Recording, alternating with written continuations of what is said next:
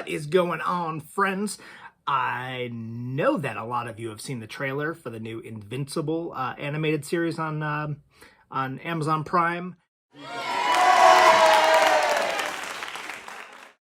It is the Kirkman who did Walking Dead. It is his rendition of a superhero show. Actually, the comic came out a while ago, so it's been around.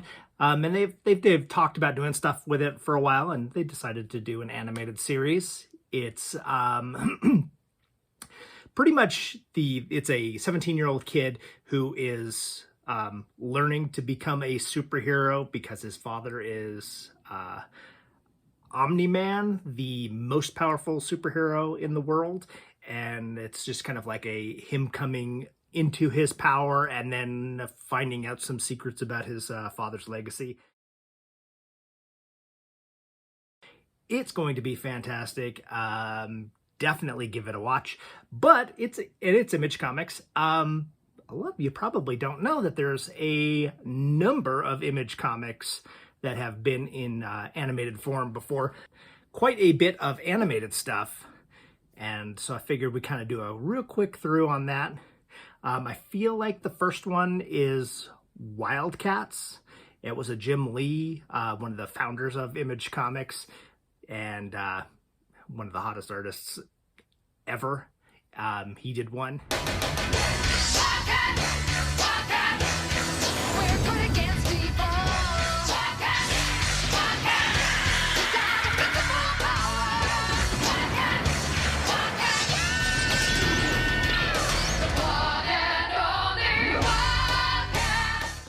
About that same time, Todd McFarlane was putting out Spawn. Spawn, everybody very familiar with that comic. That had a movie, but it also had an animated series on HBO. I believe it was 3 seasons, much darker and very like HBO, like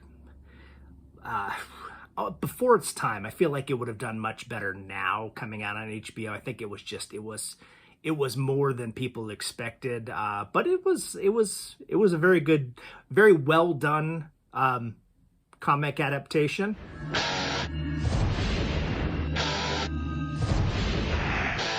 It's time you had the cold, hard truth.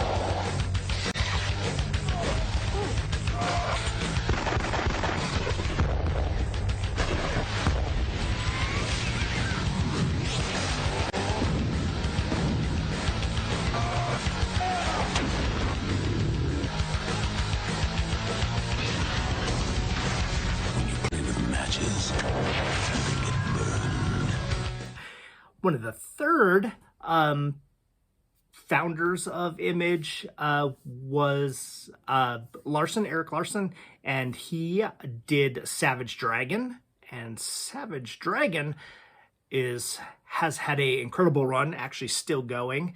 It's like the longest running comic that nobody really knows. I mean, if you were in that 90s era, definitely you know Savage Dragon, but it's unfortunate. It's a much better comic than people give it credit for. It should be much more popular than it is. But they did I believe on that one it was only 1 season, but they did a little animated, and that was definitely like Saturday morning cartoon. Savage Dragon. And he's the first green crime-fighting machine! Savage Dragon! Don't get in his way! And then the other one that was a real early Image release was the Maxx. This one kind of came out as, I don't even think it was its own, but MTV was doing a show called Liquid Television, which is a bunch of shorts, and it did shorts of the Maxx. It was actually like cereal, but it was like every episode you had Maxx, and then you had like Dog Boy, which was more like a claymation hair kind of thing. I think that's where Aeon Flux got its launch. But I really liked the Maxx, the way they did it in MTV, and I wish that they would have done a lot more with it. Unfortunately, they didn't really, but definitely if you can find it, take a look at it.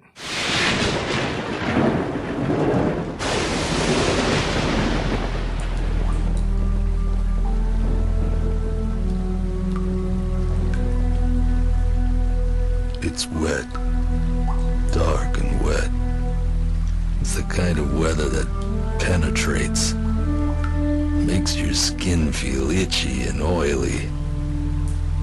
Dirty kind of, but real too. That's good. It's time for cheers. Sam and Diane, Norm Peterson, the coach, and then after he died, Woody. I don't have a TV now, but that's okay. Spoken like a true fanatic. The A few shows in women my who can't take care of mind are themselves get almost messed with, and always you ride to the better. rescue. Who are you to assume responsibility for their lives? I am the Maxx. Answer your phone.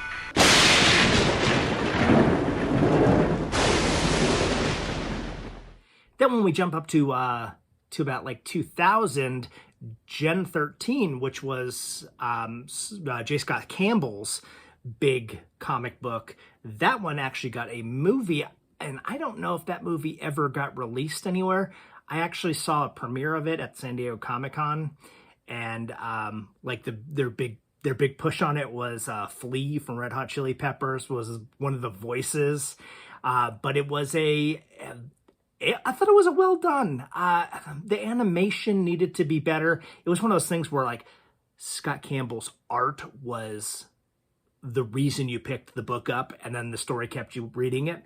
And then it was like Saturday morning cartoon kind of art on the movie. So I feel that's probably the reason it didn't really get a release, or at least a big release. But that's another one. If you can find it, that's definitely a fun watch. Definitely a good lead into the comic book, because you should be reading that comic book. This is your last chance, Callahan.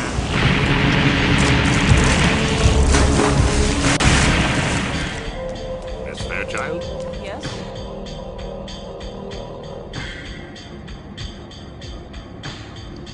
Welcome to the Phoenix Base, Fräulein Fairchild.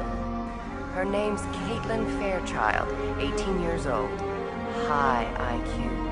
She has a great gen factor potential. She doesn't look like much to me. I agree, but this one was scouted by one of our operatives. I've read her files, and I believe that she is the progeny of one of the rogue Gen 12s, a member of Team 7. I think you'll agree that this one deserves special attention. I'll keep an eye on her. Thank you, miss. You're not going to hurt anybody.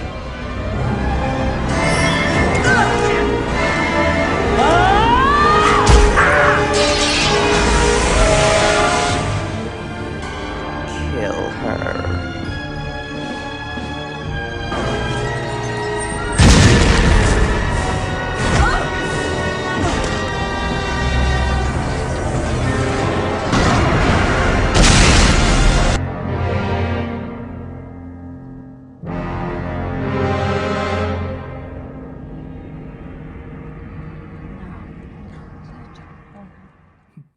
And then as we get into much nearer into the current time, we have stuff like Battle Pope. That was a, loves God, hates crime kind of vigilante Pope.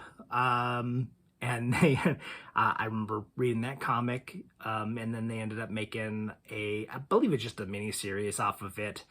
On that one, also very dark, Battle Pope. The world was full of sinners. Then Judgment Day came and the legions of hell spilled onto the earth. God couldn't bear to watch us suffer, so he sought the only person who could set things right. Me. I was transformed and he sent his son along to help. I was a drunk, a womanizer, I still am. But now, I'm the Battle Pope. Battle Pope is the Battle Pope, not the actual Pope. The actual Pope is still in the Vatican doing Pope work, not battle work. Battle Pope does the battle work, but he's not the Pope. He's the Battle Pope, not the real Pope. Not the real Pope, the Battle Pope. Battle Pope. And then everybody loves Garth Ennis. If you've been watching The Boys on Amazon Prime, which you should definitely be watching The Boys, that's Garth Ennis. So he's definitely got a different take on things. He did comics such as Six Pack and Dog Welder. And Dog Welder. His special power was he could weld dead dogs to people. That's a superpower. very, very dark humor. But he did a comic called The Pro, and it was Amanda Connor was the artist on it. She's probably most known for doing a long run of Harley Quinn, but yeah, great artist. She did the Pro, and it's more of like a what if you have superpowers and you want to be a superhero, but you're poor, and so you're also kind of a prostitute to pay the bills. Very interesting.